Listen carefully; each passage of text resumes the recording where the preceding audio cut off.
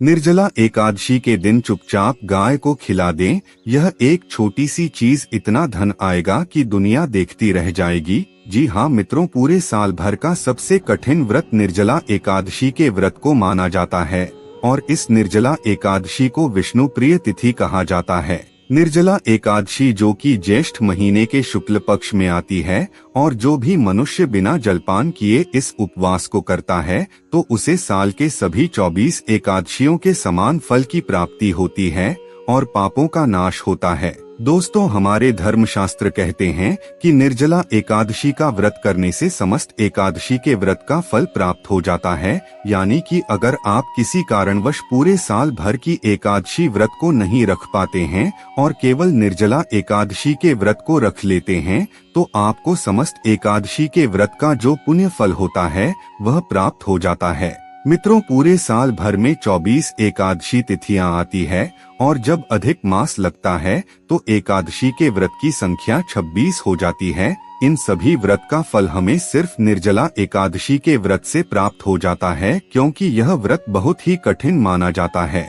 निर्जला एकादशी ज्येष्ठ मास में आती है और ज्येष्ठ मास में तपती गर्मी में निर्जल रहकर व्रत करना होता है, यानी कि आपको बिना जल का ग्रहण किए उपवास रहना होता है। निर्जला एकादशी के व्रत में नियम यही कहता है। दोस्तों, इस साल निर्जला एकादशी तिथि की शुरुआत 17 जून को सुबह 4:45 से हो चुकी है, जिसका समापन 18 जून को सुबह 6:24 पर होगा। ऐसे में निर्जला एकादशी व्रत 18 जून को रखा जाएगा और इस दिन अगर आप गौ माता को वह एक चीज खिला देते हैं जिसके बारे में हम आपको बताने जा रहे हैं, तो यकीन मानिए आपके जीवन में चल रही गरीबी, दरिद्रता, कष्ट, परेशानी सब खत्म हो जाएगी और आप अपने जीवन में धनवान बन जाएंगे। इतना धन आएगा कि दुनिया आपको देखती रह जाएगी। तो आइए जानते हैं आपको गौ माता को क्या खिलाना है। लेकिन मित्रों, वीडियो में आगे बढ़ने से पहले अगर आपने अभी तक चैनल को सब्सक्राइब नहीं किया है तो सब्सक्राइब करके वीडियो को लाइक अवश्य कर लीजिए, ताकि आपको रोजाना ऐसे ही ज्ञानवर्धक और महत्वपूर्ण जानकारियां मिलती रहे। साथ ही साथ कमेंट बॉक्स में अपनी राशि जरूर डाल दीजिए, ताकि आपकी राशि के अनुसार जो भी उपाय हमारे पास होगा उसे हम रिप्लाई के माध्यम से आप तक पहुंचा देंगे। दोस्तों, हिंदू धर्म के अनुसार अगर कोई भी व्यक्ति निस्वार्थ भाव से गाय की सेवा करता है तो उस व्यक्ति के घर में धन की देवी माता लक्ष्मी का सदैव वास होता है।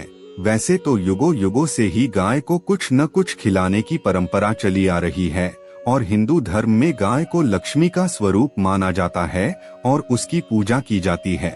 कहा जाता है कि अगर गाय की सेवा नियमित रूप से करते हैं तो इससे घर परिवार में सुख संपन्नता सदैव बनी रहती है।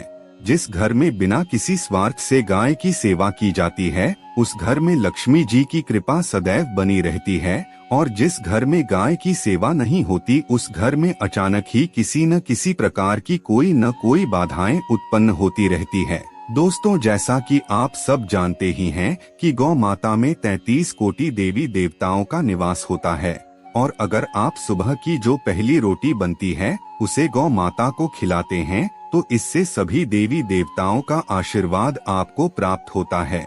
आपको बता दें, ज्योतिष शास्त्र के अनुसार गाय को गुरुदेव बृहस्पति के साथ जोड़कर देखा जाता है, यानी कि गुरुदेव बृहस्पति गाय से संबंधित होते हैं।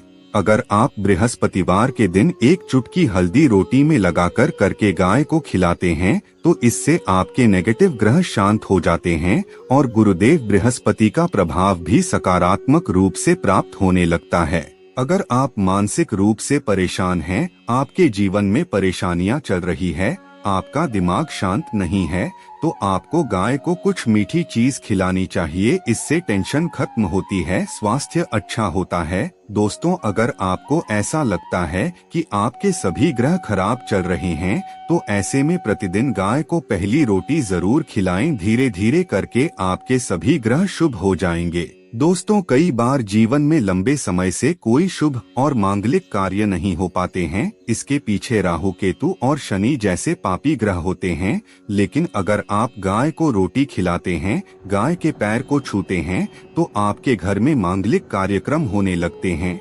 हमेशा इस बात का ध्यान रखें कि गाय को ताज़ी रोटी ही खिलानी चाहिए, कभी भी गाय को बासी रोटी नहीं खिलानी चाहिए। आपको बता दें, कुछ लोग ऐसे होते हैं जो एक दिन पहले की बनी हुई रोटी को दूसरे दिन सुबह सुबह गाय को खिला देते हैं। अगर आप भी उन्हीं लोगों में से एक हैं, तो रुक जाइए, आपको बिल्कुल भी ऐसा नहीं करना चाहिए। ऐसा करना गौ माता के अपमान करने के बराबर माना जाता है। दोस्तों, एक दिन पहले की बची हुई रोटी को आप किसी जल में प्रवाहित कर सकते हैं। इसके साथ ही गौ माता को सड़ी गली चीजें नहीं खिलानी चाहिए, इससे घर में परेशानियां उत्पन्न होने लगती है। गौ माता को हमेशा हरा चारा खिलाना चाहिए और हरा चारा खिलाते समय ज्यादातर लोग पीपल के पत्ते को खिला देते हैं, लेकिन दोस्तों, पीपल के पत्ते को खुद तोड़ करके आपको नहीं खिलाना है।